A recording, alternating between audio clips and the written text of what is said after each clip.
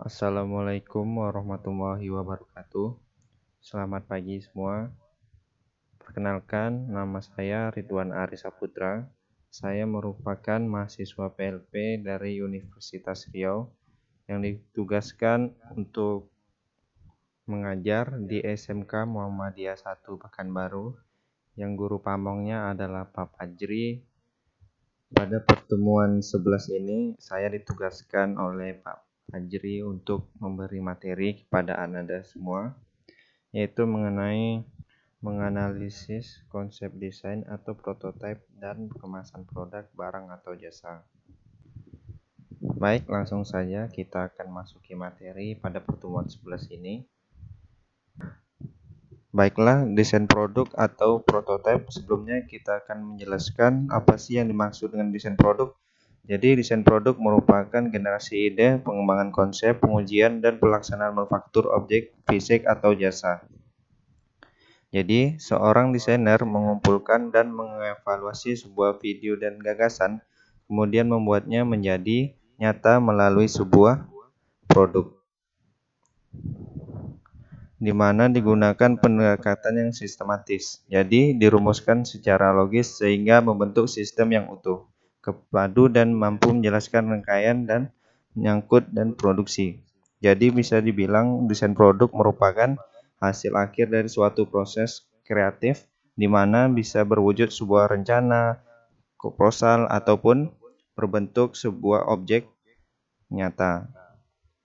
Proses yang terjadi pada sebuah desain produk padanya mempertimbangkan beberapa aspek. Di antaranya ada dari aspek fungsi, kemudian estetika, dan aspek-aspek lainnya. Nah, datanya didapat dari mana? Kok bisa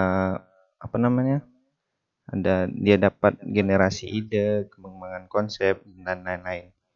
Nah, data ini didapat dari desain-desain yang ada pada sebelumnya atau pemikiran seorang desain maupun dari desain-desain yang sudah ada pada sebelumnya, sehingga dihasilkan sebuah desain produk tersebut gitu. Dan tentunya kita akan masuk membahas mengenai pengertian dari prototipe, yang mana prototipe itu adalah sebuah contoh yang mewakili sebuah model produk. Jadi, sebuah desain produk yang digunakan untuk mewakili sebuah model suatu produk, di mana prototipe ini berfungsi sebagai alat uji suatu konsep atau proses sebelum produk tersebut diperbanyak atau dipasarkan. Jadi, prototipe di sini adalah merupakan desain sebuah produk, di mana produk ini merupakan model dari suatu produk yang akan kita perbanyak atau dipasarkan. Jadi, prototipe ini adalah membuat contoh dari sebuah produk yang akan kita pasarkan nanti. Nah, manfaat dari prototipe ini apa? Yang pertama adalah prototipe sebagai alat uji dan penyempurnaan desain produk, di mana kan prototipe tadi awalnya sumber ide ya. Ide di situ kemudian secara teoritis dia dapat dijalankan. Nah, fungsi dari prototipe ini adalah benar tidak kesalahan dari produk yang akan kita buat nanti. Kemudian yang kedua adalah prototipe untuk menguji performa berbagai jenis bahan. Nah, produk yang kita buat nanti, prototipe ini berguna untuk menguji apakah produk yang kita buat nanti bahan yang digunakan itu bertahan lama atau sebentar gitu. Kemudian yang ketiga adalah prototipe sebagai alat bantu deskripsi sebuah produk. Nah, kita mendesain sebuah prototipe, tentu kita akan mendeskripsikan sebuah produk yang kita akan promosikan atau kita akan jual di pasaran. Dalam sebuah prototipe itu kita mendeskripsikan barang apa yang kita akan jual, bagaimana fungsinya dan lain-lain. Kemudian Yang keempat yaitu prototipe sebagai prototipe dapat membuat orang lain menganggap serius sebuah bisnis. Nah, jika kita sudah membuat prototipe dan kita mempresentasikannya di banyak orang, kita akan dianggap orang sebagai seorang pebisnis yang serius akan membuat produk yang kita akan presentasikan tersebut. Gitu. Baik, kita akan lanjutkan materi selanjutnya, yaitu faktor yang harus diperhatikan dalam desain produk. Dikemukakan oleh Dene Rams pada tahun 1980. Itu mengemukakan 10 faktor sebuah desain produk. Yang pertama ada inovatif. Jadi seperti kita ketahui bahwa inovasi itu tidak ada habisnya. Perkembangan teknologi menawarkan kesempatan baru untuk mendapatkan sebuah desain yang inovatif dan kreatif. Kemudian yang kedua ada berguna. Seorang konsumen membeli sebuah produk pasti untuk digunakan. Nah, selain berguna, pasti ada fungsinya. Fungsi itu ada fungsi estetika, kemudian fungsi-fungsi lainnya. Kemudian yang ketiga adalah keindahan. Keindahan ini akan diperlukan dalam desain produk karena konsumen pasti melihat bentuk awal dari produk yang akan kita jual nanti. Nah, dalam desain produk ini keindahan harus lebih utama dalam sebuah desain. Kelebihan apa saja yang ada dalam produk kita buat di dalam sebuah prototipe tersebut. Kemudian mudah dipahami. Nah, dalam membuat prototipe kita jangan membuat para konsumen kita rumit dalam memahami produk yang akan kita jual. Kita cukup membuatnya untuk lebih mudah dipahami, simple untuk dipresentasikan nantinya di hadapan orang banyak. Kemudian tidak mengganggu. Nah, kita kan membuat desain produknya. Kita harus juga memikirkan apakah produk yang kita buat nanti mengganggu yang ada di lingkungan sekitar, baik dari segi sosial maupun dari segi lingkungan.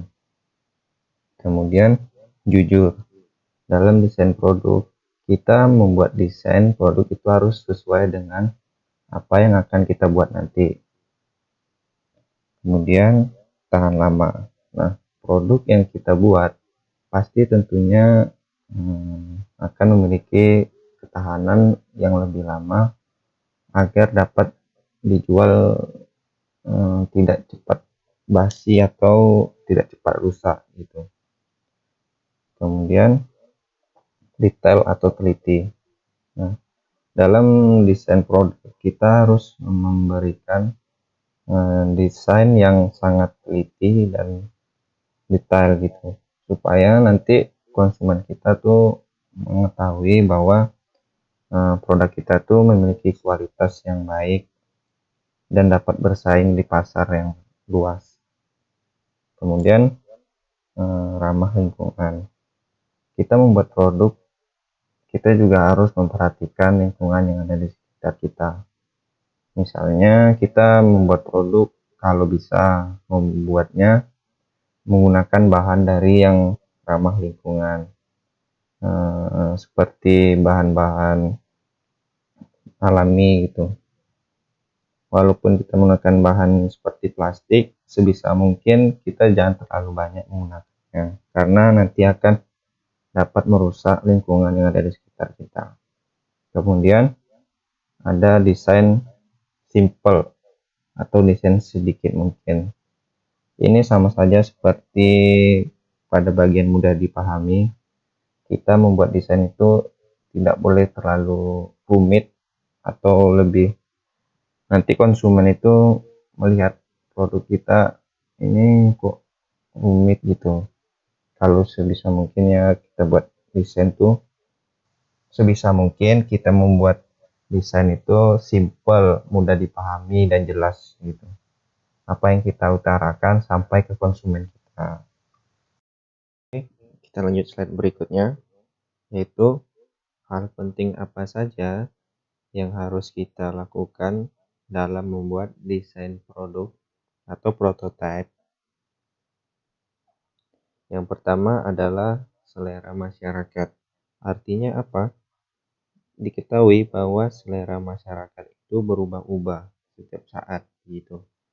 Pastinya bahwa kita harus peka terhadap respon terhadap perubahan selera masyarakat yang ada di sekitar kita, terutama di zaman yang serba canggih ini. Kemudian yang kedua ada kegunaan atau manfaat dari produk. Jadi apa saja yang dapat kita tawarkan kepada konsumen begitu. Manfaatnya apa saja dan kegunaannya. Dan ketiga ada kemudahan atau praktis. Jadi artinya produk yang kita buat itu dapat mudah digunakan oleh konsumen kita sehingga tidak membuat pusing penggunanya nanti. Jadi produk yang kita buat itu memberikan kemudahan kepada konsumen agar untuk dapat digunakan.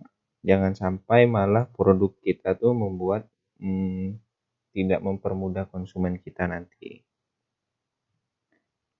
Kemudian yang berikutnya ada harga yang ditawarkan.